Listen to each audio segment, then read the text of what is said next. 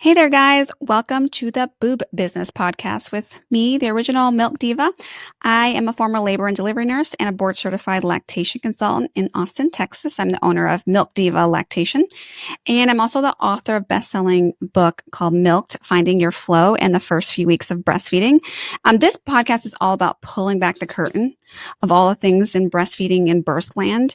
And so we're just going to talk about insider things people don't usually talk about in an unscripted fashion. So let's just jump right in, okay? Welcome to the show again. Let's try. I didn't give you any warning or anything, but let's try to not give our opinion about this topic quite yet. But just know this is a little bit of a hot topic. And so Katie brought up this really good subject. Katie, actually, why don't you first introduce yourself so people know who they're watching and listening to? So Katie, what's all going on with you? Yeah, I'm Katie. I work for Milk Diva. I'm an IBCLC. And yeah, I've been seeing patients out in the field, especially trained by Naiomi. Got a great education. I've been seeing patients out in the field for about 4 years now.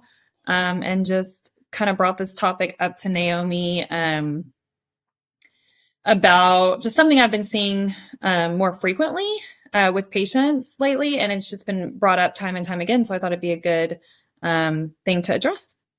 So this is totally unscripted, and just for you people who don't know Katie and I, separately or together, you're going to get the spiciest, most unfiltered version today. So if you are sensitive and have sensitive skin, you're probably going to be offended today. That's just the way it's going to be. And it's my day off. And I came into the office in my gym clothes with no makeup on. So clearly this is going to be very unfiltered, but I think it's very, very important that we talk about this hot subject because I don't want people, I don't know. Okay. So truth be told, forgive me, but I just had my birthday this weekend. I'm 45 years old. Now, I don't know if that, a lot of people in their 40s have TikTok, but I do not. I have way too many social media things to keep up with. I have 3 Instagram accounts and a bunch of other things, and I just can't. It's too much for me. But Katie does. She knows all the things, so she lets me know. And my kids do too. So we do, they be telling me about all the dances, and we get recipes on there, and there's some cool things on TikTok. I just can't. I wish I could get on it for makeup tips, but I just can't. But you know all the things, and you are a little bit unfiltered like me, except you look really put together and very beautiful today. So oh, thank you. Thank you for putting the effort in. Forgive me. I went to the gym because today is my day off. So that's what I try to do with my self-care day. But you and I can get a little crazy. So we'll try to reel it in today. But you have a good subject. So this is a controversial thing that Katie brought up to me that she said she's noticing more in the field. You said, why don't you say it the way you explain it? That's beautiful. So I've seen an increase in patients that are looking for guidance on how they can breastfeed their baby or pump for a total of 6 months, but store enough breast milk to where they can effectively feed their baby for an entire year without having to supplement with formula at all.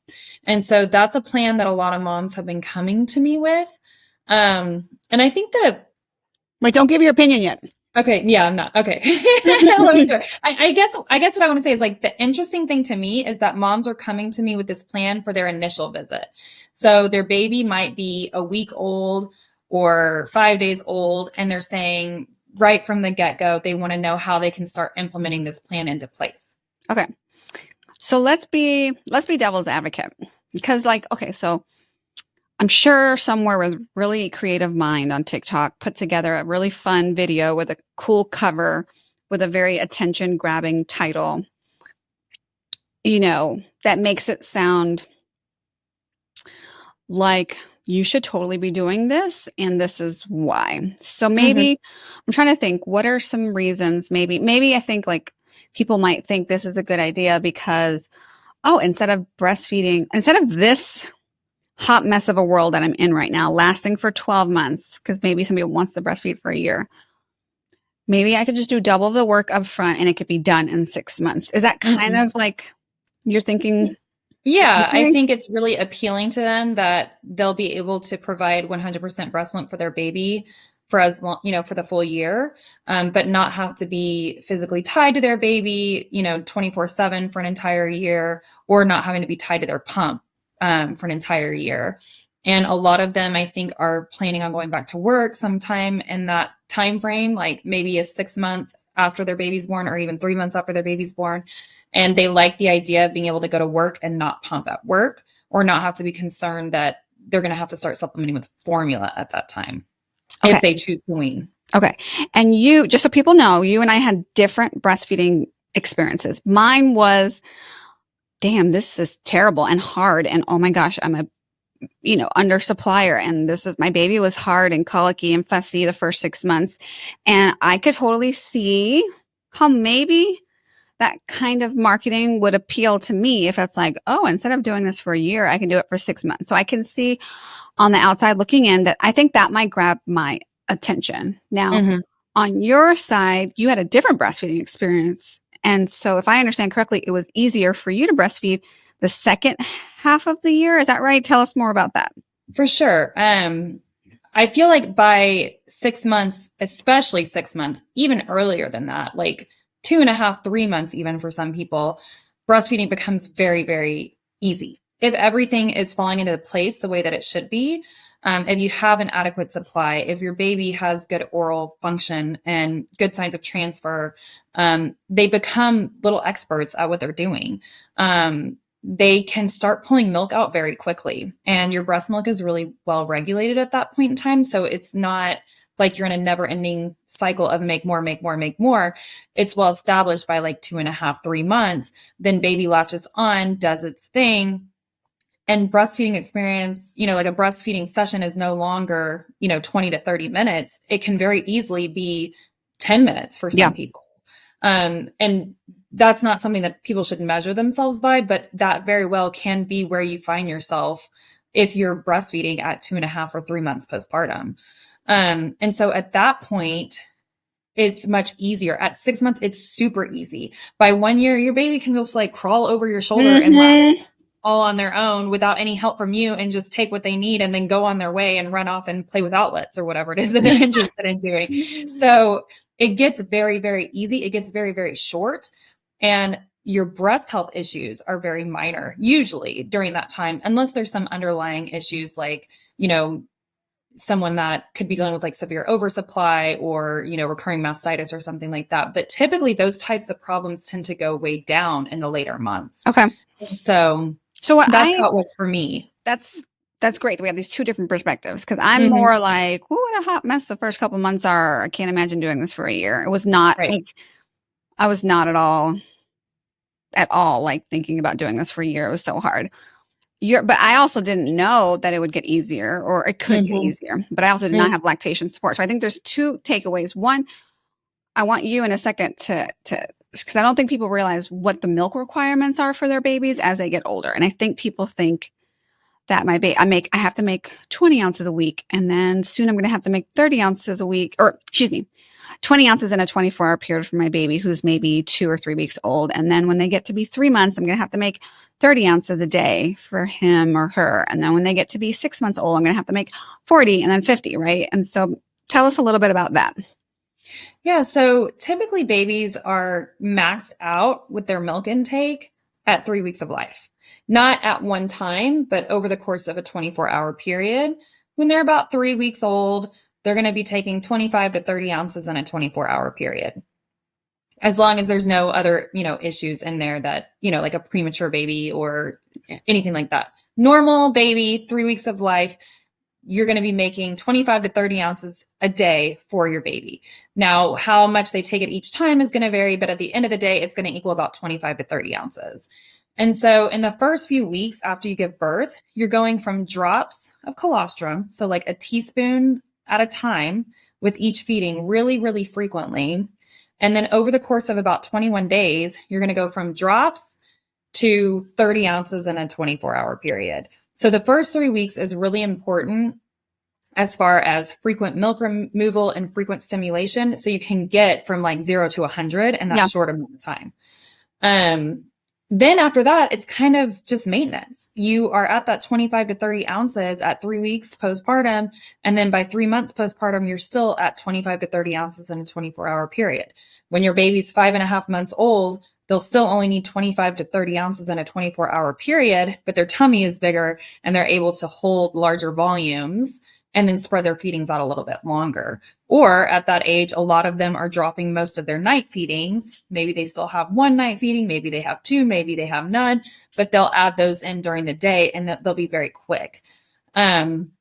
So it's not a never ending game of make more, make more, make more, because the nutrient density of your breast milk changes to fit your baby's needs as they get older. So on the mom side, that's great news, because if you make it to that 3 week mark and then you just maintain that, then you don't have to constantly stress of, am I making enough? Am I making enough? You're making enough, and you're going to continue to make enough if you continue on the right path with breastfeeding. Then it's not a never ending game of let me double my supply because my baby's now twice as big. Right. Katie, you're just a boss. I'm so blessed to have a person that works for me that I'm just like, she can say it better than I can. Like, you're just, you got this under control. 100% what you said. I don't think people realize that. I really, really, really don't. I don't think people realize also how challenging ramping up those first couple weeks can be. And so I get a little bit of a red flag. Like, to me, when someone is your first appointment with them and their baby's a week or 10 days old, maybe 2 weeks old, and they're asking you to make a plan for them to make double the amount of milk in the first 6 months, so they only have to breastfeed or pump for 6 months, and so that they can provide an additional 6 months of milk. I'm going to tell you why it puts an alarm bell in this book here. In my book, I have a section. Oh gosh, right now I have no idea what chapter it is. But first of all, this book, if y'all don't know, is a book that I came out with called Milked: Finding Your Flow in the First Few Weeks of Breastfeeding, because I don't think that people realize those first few weeks of breastfeeding are so important to your long-term success. So if you want to try to like white knuckle it and figure it out on your own, you might can do it. I'm not saying you can't. Depends how much support you have, how many people in your family have breastfed before and have good, accurate information, and how similar your baby and your boobs are to theirs and your milk supply. But if you don't get professional help consistently in those first 6 to 8 weeks of life, especially those first, 10 to 14 days of life, the likelihood that you're going to limp along your first 6 months of breastfeeding is quite high.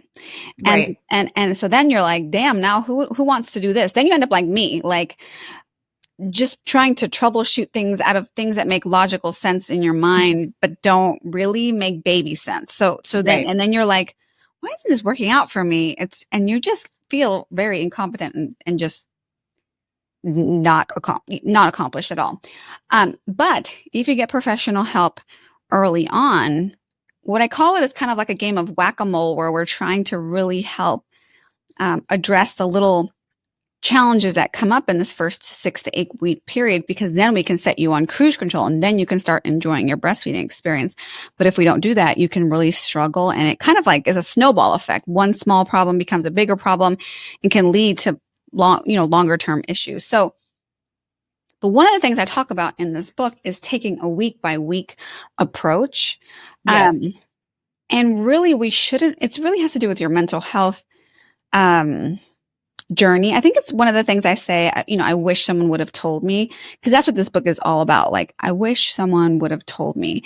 And one of the things is, like, we really need to take a week by week approach these first couple weeks of life. You cannot start thinking about what you want to do when you go back to work in 6 or 8 weeks. Here it is, week by week approach, chapter 2. It's called Your Boobs, Your Rules, Your Journey. So page 21, at least in the paper book. On the Kindle book, it's something different. And it's called, this is something I wish someone would have known. Successful breastfeeding isn't having everything figured out from day one. You have to take a week by week approach. Celebrate the small victories and find your own path. It's all about progress, not perfection. And of course, there's a whole, section on it as to like the perks of thinking week by week. Because, you have less stress, you're realistic objectives and increase joy. Because if you first have this newborn baby and you're thinking about making milk to feed them month 7, 8, 9, 10, 11, 12, you're kind of missing out on the joy of the right now. So that's one challenge. Of course. Yeah. And I think people tend to underestimate how like exhausted and tired and like running on empty you are in those first few weeks. And so if you try to add in the additional challenge of I'm not only making breast milk for my baby today, but also on month 6 plus 1 day. So I basically need to make enough milk for twins right now to be able to feed my baby 6 months from now. That is like an added level of stress that I really feel like a mom 1 week postpartum doesn't need in her life. Not to mention the toll that it can take on your breast health.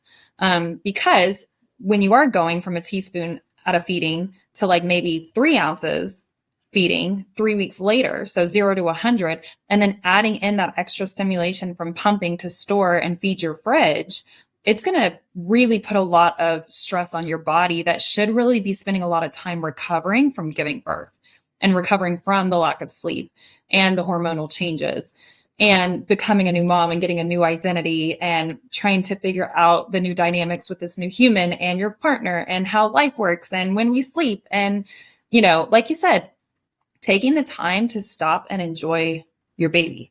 And so I think taking less pressure off yourself in the early weeks is going to be taking more pressure off yourself, you're saying, right? Right. Yes. Yeah. So taking some of that pressure off, and allowing you to heal and bond with your baby rather than thinking, what am I going to be doing 6 months from now? Like you said. Yeah.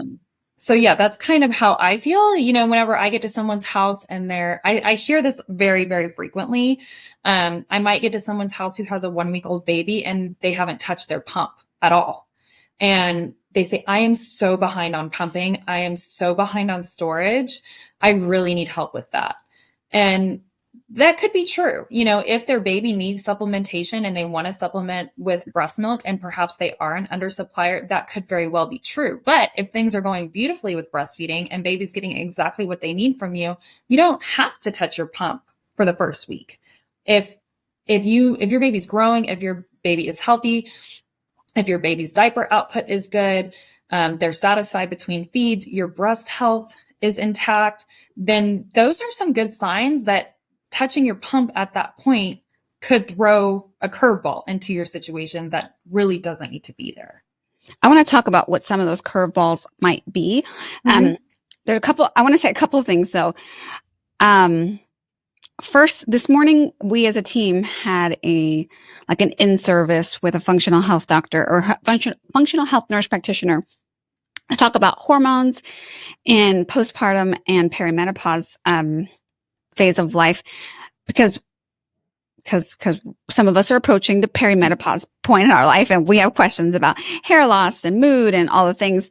And she's so funny. She's like, you know, postpartum and perimenopause is the same thing. Like you just have the same drop in hormones. I mean, the way you treat it is different because you're not nursing when you're in perimenopause, but you have a lot of the same. You have a drop in estrogen. You know, we're usually deficient in progesterone. So if and you know, I asked the difference between like taking a mini pill versus taking bioidentical progesterone and what the difference is and if whatever. So if you guys want to learn just a little bit more about hormones as I talk about this, you can hear Elise Clark, who's my functional health nurse practitioner, in episode 42 of the Boob Boss Boob Business podcast, but it's not a YouTube, it's just audio. There's no video, but this is something that we should consider also, like the nerd medical part of this. At the end of this, I'm going to share what pumping for twins for 6 months so that you have stored milk for your baby in the future could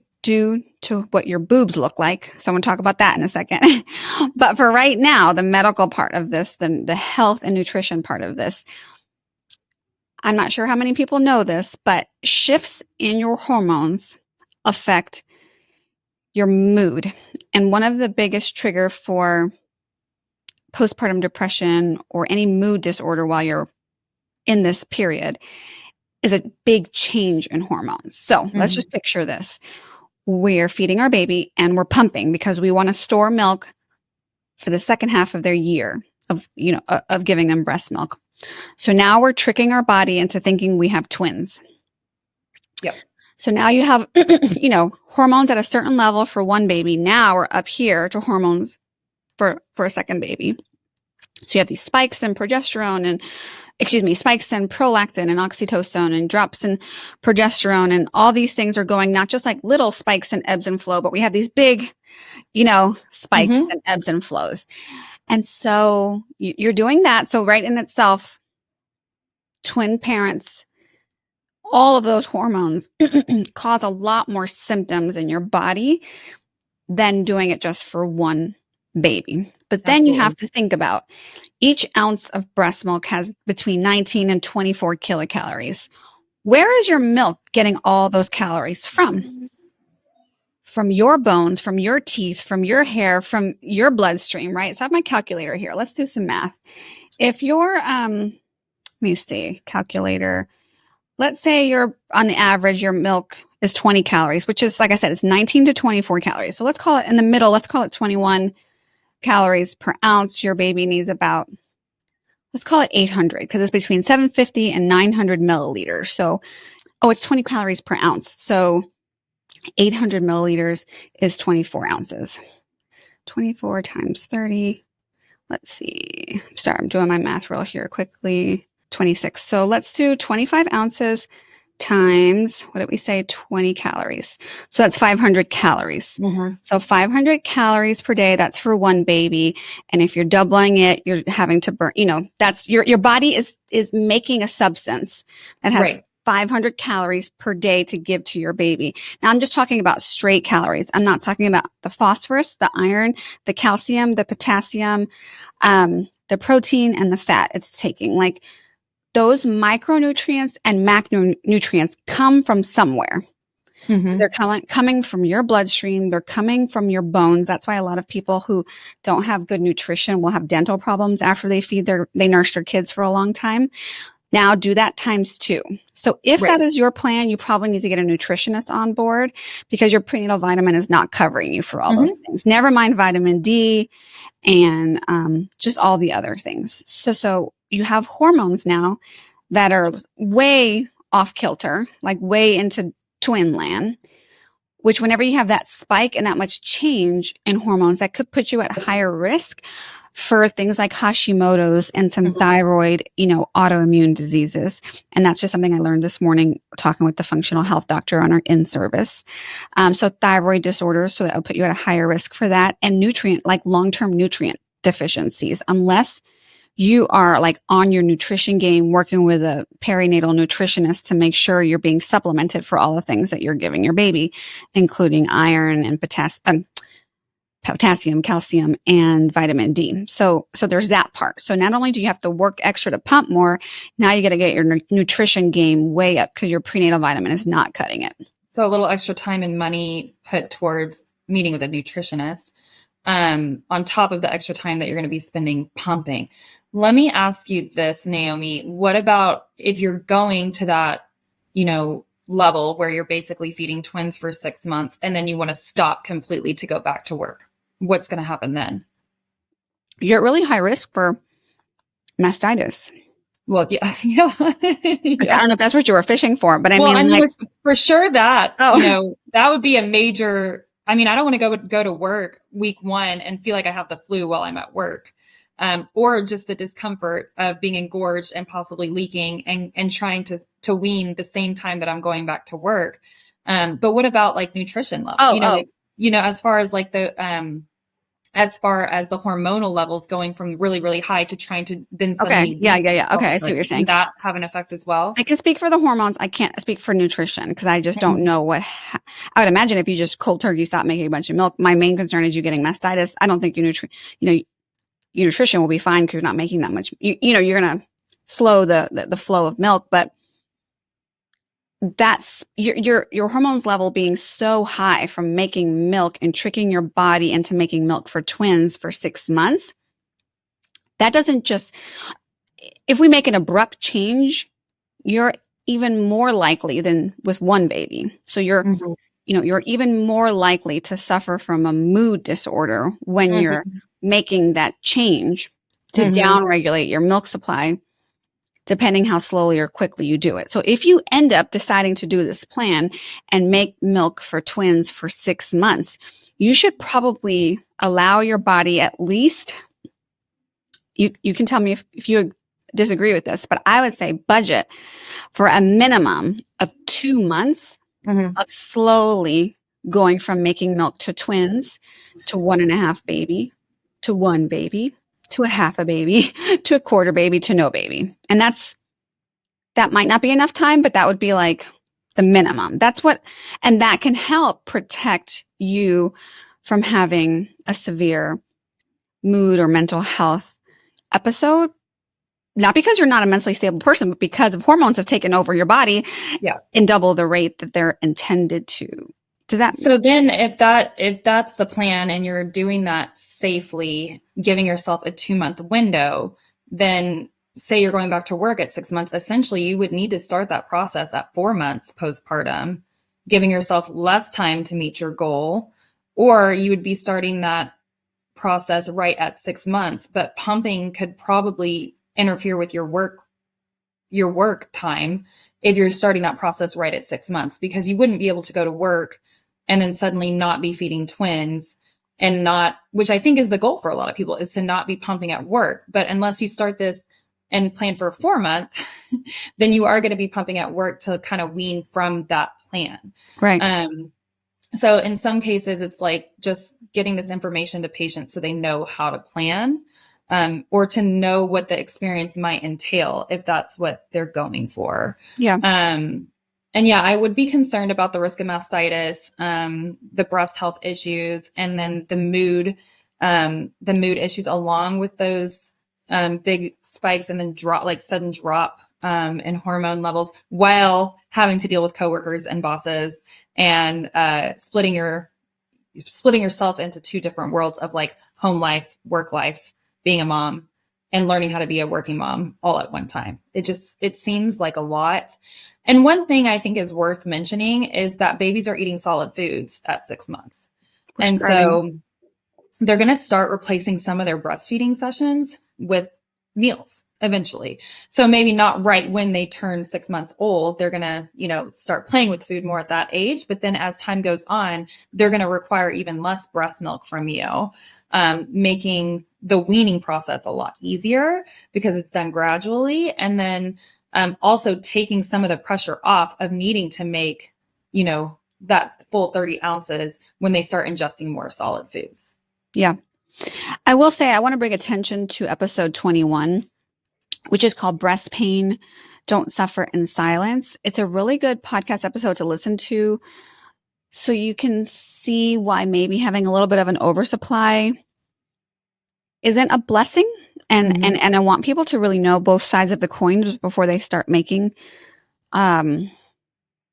long-term plans like this. But I just think it's also important, like you said, to bring up the information that you don't just cold turkey one day say, I've done this for 6 months and now I'm ready to stop making milk. It doesn't happen like over a weekend. It's going to take, if you're making milk for twins and you have a robust milk supply, it's probably going to take you 2 months to wean. And we're still going to have to be very, very careful that throughout this process of you having milk for twins, God forbid you sleep one night, 6, 7, 8 hours, you're going to wake up in a whole world of hurt. Or if something happens and you don't have time to pump one moment, you're not just getting engorged or getting clogged ducts for one baby's worth of milk supply, you're getting it for double. So you're at very, very high risk for not just mastitis. Someone say, mastitis, there's antibiotics for that. I can handle that. That's what some people think. But I think what people, like, you really need to listen to episode 21, because what ends up happening is mastitis is like not the worst thing. Once you've had mastitis, you're like, I've had patients tell me I would rather giving birth again than have mastitis. Like, I've had people tell me that, which is fascinating. I've never had mastitis, but they, that's what they say.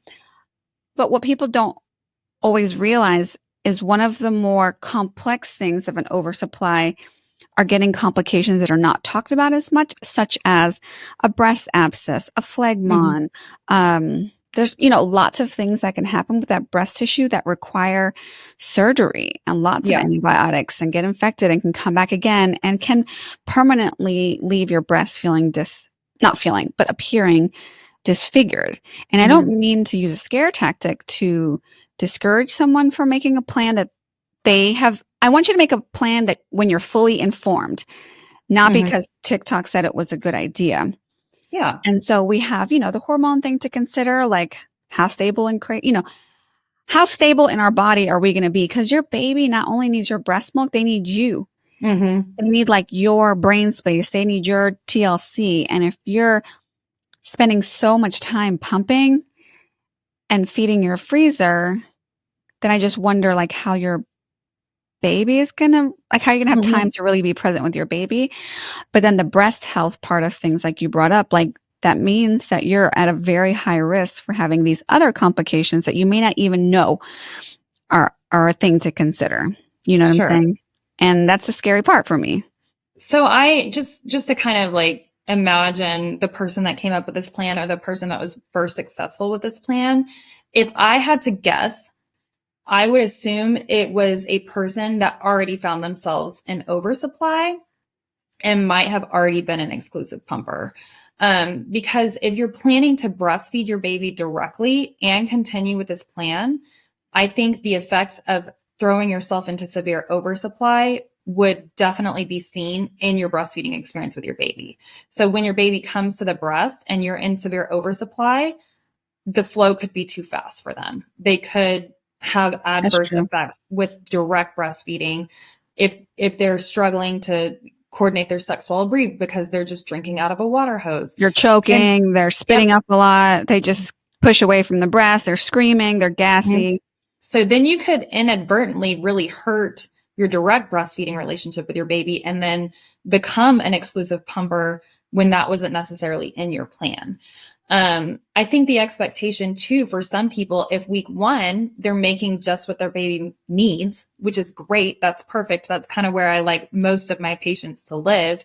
But they have the expectation that they should be able to make just what their baby needs, plus enough for another baby in the fridge. And if they're not able to do that, and that's their expectation, I think it kind of hurts a little bit on their self-esteem and their whole feeding journey of like, well, how is this mom that I'm comparing myself to on social media able to do it, but I'm not able to do it? I should be able to feed my baby and store milk all at the same time.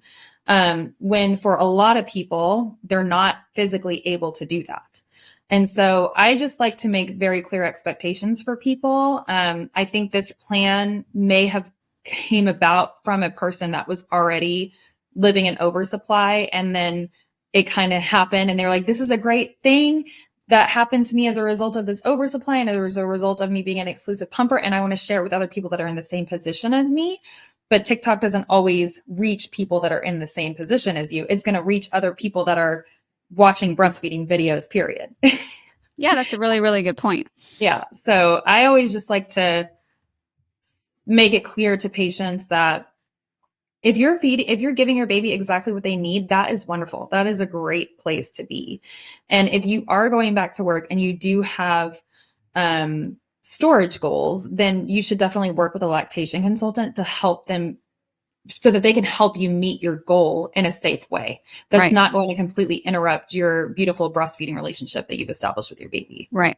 I do have a little insider tip that I want to share about people who are going to be freezing milk, and I'm going to share in a minute if you remind me, because I go off a script. I have no paper, I have no notes. I don't know what's coming out of my mouth next. But this is something I think people should know that I don't know if anyone else is going to tell you except someone like me and you, Katie. So what's going to happen to your breasts when they're like normal size? Then they're getting bigger to have milk for one baby, and then it goes back down and then makes more milk, and they're doing this all day long, right? And then now we're like, now make twins, and now let's go back down and twins, and then like all of that. And so tell me, not sure how many people care about what their boobs look like later. I'm 45 years old now, and I didn't care then, but I care now. So tell me what you think in your experience that's going to do to your boobs. Yeah, just in my own experience of like I gained 60 pounds with each pregnancy and then lost it and then gained it and then lost it.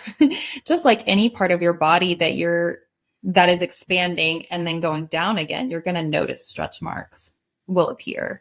And I think that you can also notice like a difference in your breast shape if it's losing some of that elasticity.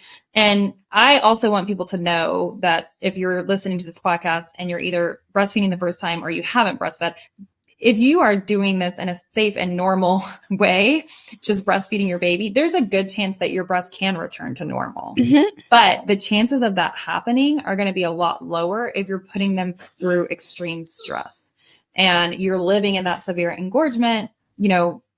Not to mention living in engorgement like that is going to make sleepless nights and uncomfortable grocery store shopping experiences or date nights that get interrupted. Or hugging someone. Yeah. Like it can just interfere with a lot of things. But to your point, for sure, I would think if you were purposely putting yourself into oversupply and changing so much of the composition, so frequent, so much, then it can have an effect on what they look like in the long run. And I do care about that too. Yeah. I'm going to keep it real. We're just milk divas here. We're trying to just stay divas I'm going to be 67 years old dancing salsa. I'm going to put my push-up bra on and work it as long as I can. Okay. Insider tip here. Y'all may not, or, maybe do know. Katie, tell me what happens to some people's milk when you stick it in the freezer and then thaw it a couple months later and try to feed it to your baby.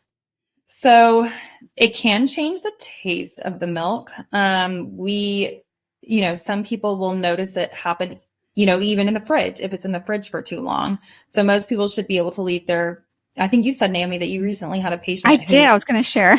It started changing. 2 days. Yeah. So I had a patient. This is a good story. I should probably tell people this. So I have the coolest family. And, I try to help people know, like, if you're going to go back to work, or when you want to have a plan to introduce a bottle here and keep at least one bottle a day in rotation, so that when you go back to work at 3-4 months or whatever, you don't just try to introduce a bottle and then find out your baby won't take it. And then what are you going to do? So the baby took the bottle great for the first week and then all of a sudden refused it. And they were like, oh my gosh, my baby is refusing a bottle. So we put him on some formula. And then he took one bottle of formula, but when we tried to give him breast milk again, he wouldn't take it. What are we doing? He's freaking out. We can't give him this one bottle a day. So I went over and I was like, this is the strangest thing. I have all these bottles in my bag. We're trying all these different bottles, or I was going to. And then I asked a bunch of questions. And I asked them to take some milk out of the freezer and I said, refrigerator. And I said, how long has that been there? And did you give your baby fresh milk or frozen milk when he refused a bottle? And she said it was fresh milk. And she has everything labeled in her refrigerator and it was 4 days old. And I was like, well, breast milk is good in the refrigerator for 4 days. It should be fine. So this milk that this dad pulled out of the refrigerator was 2 days old. We warmed it up. And then I said, okay, can you taste that for me? And he looked at me crazy. I was like, I'm not tasting it. So you got to taste it. We don't have a choice here, bro. So he tasted it and he made the craziest face. And I was like, it's only, I think it was 4 days old. And he's like, that doesn't taste right. And then we gave it to the mom. She's like, yeah, that doesn't taste right. And I was like, okay, well, do you have fresh milk that you can compare it to? Like, what's going on here? And they had fresh milk. And sure enough, it had a totally different flavor.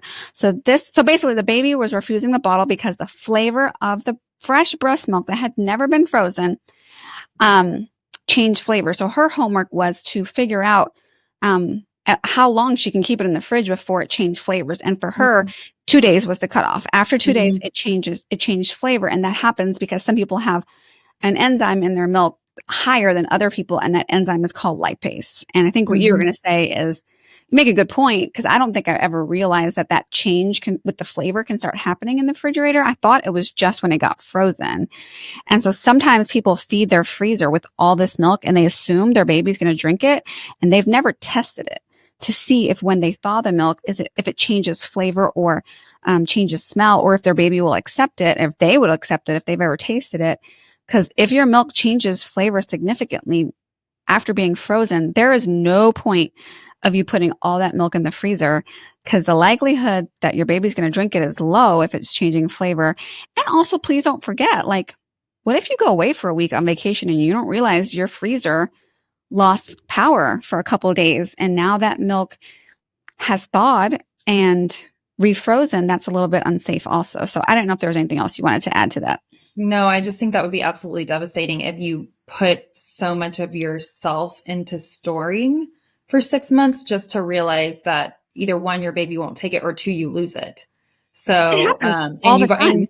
and then you've already gone through the process of weaning. So then you no longer have breast milk available. And then Yeah. you're looking at either relactation, which is quite a bit of work to do, or you're going to be giving your baby formula or donor milk. So yeah, I didn't even think about that, Naomi. That's such a good point, but that would I've had be, so many patients who tell me my circuit breaker, like, what do you call that when they trip the wire or whatever, and they yeah, didn't realize it. And then I don't know if you remember when we had we've had some power outages here in yeah, like Austin, snowpocalypse and snowpocalypse, and like some weird random stuff. Like, depending where you live, it gets too hot and the power grid. I think that's just for dumb Texas people like us who aren't part of like the national power grid or whatever.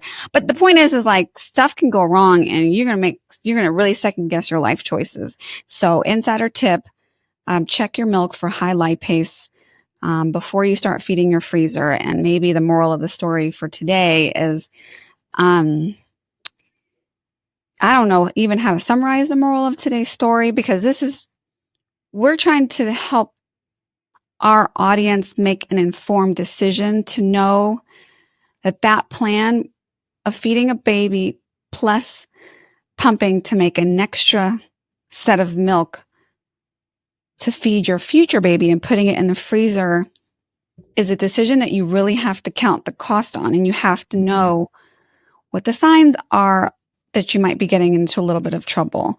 Never mind that your nipples, that's a lot of wear and tear on your nipples. So if you call your lactation consultant 2 or 3 months into this saying you have nipple pain, and we know it's not because of your baby, because you didn't have nipple pain in the beginning, and there's no tongue tie, all of that, and you're having nipple pain because of so much wear and tear from a baby latching to so much pumping, like we don't have a magic wand to get rid of that. We don't have a magic wand to get rid of plugged ducts that turn into abscesses or turn into phlegmons.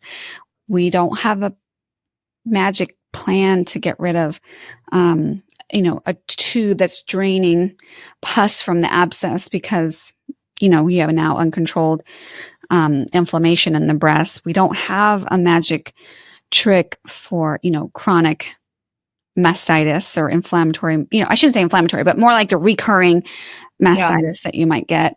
And I also don't have a magic solution to dry up your milk real quickly. Birth control pills can be really helpful in that case, but remember, giving your body synthetic hormones then comes with a separate set of issues and side effects. That is a conversation for another time. You should definitely listen to Elise Clark, my nurse practitioner. I think I said episode 21 to learn more about that. But I just felt like people needed to know that maybe the little 30-second or 1-minute videos that they see at TikTok with those ideas, they might need to look into it a little bit more. Tell me what other things you think we might be missing to share with people so they can make an informed decision. I just think it would not be necessarily possible to know 1 week into your breastfeeding journey if you are going to be a person that is more susceptible to clogged ducts and mastitis. Or if you are going to be a person that, is making just enough for their baby. And this plan may not, you may not want to be married to this plan 1 week in until you see how your body responds. Because what if you have the expectation that you're going to be feeding this baby breast milk for a year and making all of it in 6 months, but you happen to be an undersupplier. And you also don't want to ruin your breastfeeding relationship with your baby if you plan to directly breastfeed, and then inadvertently become a direct, a primary pumper. Because you might over waterboard your baby on accident. Yes. And then to your point about, us having a magic wand or, as just a perfect plan that's going to fix your problem in one visit. If you happen to be a person that's already done this plan and is in that situation and you need a lactation consultant to help you come off of that plan, that's definitely possible, but it will be a gradual plan. There will be no, like you said, magic wand that we we waive and all your breast health issues go away. The plan that we will come and give you is going to be a safe plan, but it's going to be a gradual plan. Right. So I think anyone that finds that they've started this plan and then they want to come off of it, just be aware of the expectation that it's going to have to be gradual for it to be safe.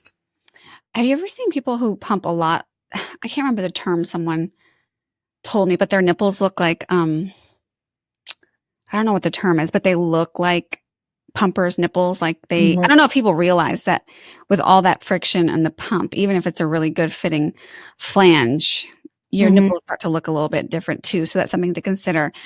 Instead of all the negative stuff that can happen, tell us about second half of the year breastfeeding. Tell us a little bit about like some of the pros and cons to even that. Because I think it's true. This first couple months of breastfeeding is like very daunting. It can be. It's like, oh my gosh, I'm feeding this baby every 2 hours. This is on another level. But tell me how does it differ as the second half of the year approaches? So for one, I think that it becomes such an enjoyable experience, and people that are listening to this podcast and they're 2 weeks into breastfeeding may have no idea what I'm talking about or even be able to fathom how this could ever be possible. But when you have established a really great breastfeeding relationship with your baby and you're 8 months, 9 months in, and you're putting them to bed and you just get a 5-minute feeding or a 10-minute feeding and they slowly drift off to sleep, and then you put them in their crib, you feel so good. It's not just what you're giving your baby. I mean, it's very satisfying, but it also feels good to you. It's a really great bonding experience, and you get like a boost of oxytocin when you're doing it. This is the weirdest. Somebody asked me when I was teaching a prenatal class, like what it actually feels like to breastfeed. And I always say it feels good. Like after the first couple of weeks, it feels good. And the thing I can best explain is like, if you really, really have to pee and you don't know if you're going to make it to the toilet or not, but then when you do and you're like, like that feels so good. That is a true oxytocin release as well. And so, we're just making that up. We don't really know if that's what happens if you have oxytocin. It is. No, it's okay. Sure. Yeah, you really do get an oxytocin release when you like have to pee and you make it to the toilet. It's like It's that like relief. It kind of feels like that. It's like and it's not like so much of a relief like, oh, I got to get this out. It just, when you feel your letdown, it feels really good. It's like it's like just a straight shot of happiness to you. And you can see it in your baby too. And so it's really very beautiful. And it's not something that you're doing every 1 to 3 hours for 30 minutes anymore. It's much more enjoyable. I know when I weaned my second baby, she was 15 months old, and I went on vacation for a week and had planned, to wean. She was only breastfeeding a couple times a day at that point. But then when I was gone for that week, I came back. I was like, oh no, never mind. I made a mistake. I didn't mean to do that. I'm sorry. And like immediately got her out of the crib in the middle of the night and tried to get her to breastfeed again, because I just missed it so much. But at that point, I think she was like, no, we're good. Like, you've been gone a week. I've been getting this bottle, like, so sometimes you get on the other side of it and you're like, oh, and I cried when I sold my rocker, you know what I mean? Like all of the time that I spent there with her and bonding, I didn't realize that whenever I sold it, it was going to be such an emotional experience. But it's just all those beautiful moments breastfeeding them, and that it felt good. You know what I mean? Yeah. So yeah, it can be very pleasurable, and especially in the latter part. So in the throes of it, the early weeks when you're, you can be in pain, you're exhausted. There's all the fear of the unknown. Is this going to work? Is it not going to work? Is my baby getting enough? I don't, you have so many questions. To throw that added stress of additional pumping and storage during those early weeks. I just don't find that, in my opinion, is going to work for most people. Yeah. It could work for some people, but I wouldn't want anyone to be married to that plan before they even give birth. Yeah. And something just my observation with this idea and this plan is a sense of control. Like, I have this plan and I'm going to do X, Y, Z. And I think that's, if you just really think about breastfeeding and feeding your baby, like let's pretend like we're outside of an industrialized country like the US or UK or something, and we're trying to do things naturally. That is not the way anyone in nature would ever try to do. And there's a reason for that, which we outlined earlier in this episode. So just maybe take that into consideration also, that this is kind of trying to jerry rig your body into doing something it's not naturally meant to do. But also, most of the time when we're trying to control something, it's out of a fear. And I think having kids will evoke so many fears in you that you don't even know you can have. And you may not even realize what you're doing is out of fear. But I think it is important to pause and maybe take a minute to consider if you're making decisions for your baby, whether born yet or not born yet, out of fear or out of really like an informed decision-making process.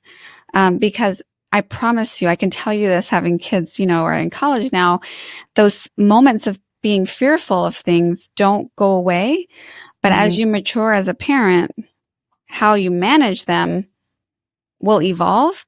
And I would just hate to sit here and tell you like, yeah, this is great. You should control all the things, because all that does is dull the muscle in your body that needs to grow to managing stressful, scary things as you go through this journey of parenthood, because you will not be able to control everything in their life, but you can control a lot for a long time. But when the grip is, when they win and you can't control anymore, a lot of people shatter, and it is very challenging to overcome. So if you can take little baby steps of relinquishing some control the whole journey, it won't maybe feel as terrible when you have no control whatsoever and it happens abruptly, because your kids will push you away eventually, Well said. I think everyone that has this plan in mind, they have the best intentions for their baby. But like you said, they're trying to get the best of both worlds without really necessarily knowing the full effects of that decision. Yeah. Well, I really appreciate all your insight, and I hope this is helpful for some people. You know what I am? I didn't say in the beginning of this episode, this is my 50th episode. 50th. Oh my gosh. I know. So I'm like, I don't do episodes a lot, because I'm going to tell you right now, it's September and it's Monday. It's my day off. And I've said that like 10 times. I'm a little bitter about it. Can you tell? But this is the only day I have to do it. And you have to do it because we're so busy. Like September is baby season. Like August, July through October, like it's super, super busy. So I'm out in the field seeing babies. I don't have time to record podcasts. And you know what? I might not have time to record a 51st episode, this month. It might be a little late because we're out here in these streets helping real parents. But I love doing this podcast. And definitely if you guys in the audience have ideas of what our next podcast episode can be, I would love to hear that. So you can just DM me some ideas on my Instagram page at Milk Diva or Boob Boss business Instagram channel. So let us know what you want to hear about on the next couple episodes coming up. But I appreciate you so much, Katie. Katie covers in Austin. She does South Austin territory, like bee caves and like Dripping Springs, some Lakeway, Southwest Austin, Circle C. You do virtual consults for people all over the country, and you teach a really badass prenatal class down near the like Belterra area, right in South Austin. So I appreciate you so much, Katie. I will edit this up and send it out in the next week or so. Thank you. Yeah, it was really fun. Cool. Thank you. Thanks for listening. To learn more about newborn feeding and get your free swipe file, visit milkdiva.com/newborn feeding. And if you've ever said, wow, I wish I would have known that while you're listening to this podcast, then help a friend out and share this podcast with them. You can also help us by leaving us a rating so more people can benefit from finding this podcast. Medical disclaimer. Please know that all opinions expressed on this podcast are solely my own and not intended to substitute the advice of a medical provider. I am not a medical doctor, and all information shared is intended for your general knowledge and is geared towards full-term, healthy singleton infants and healthy low-risk pregnant or postpartum women. Medical disclaimer. Please know that all opinions expressed on this podcast are solely my own and not intended to substitute the advice of a medical provider. I am not a medical doctor, and all information shared is intended for your general knowledge and is geared towards full-term, healthy singleton infants and healthy, low-risk pregnant or postpartum women.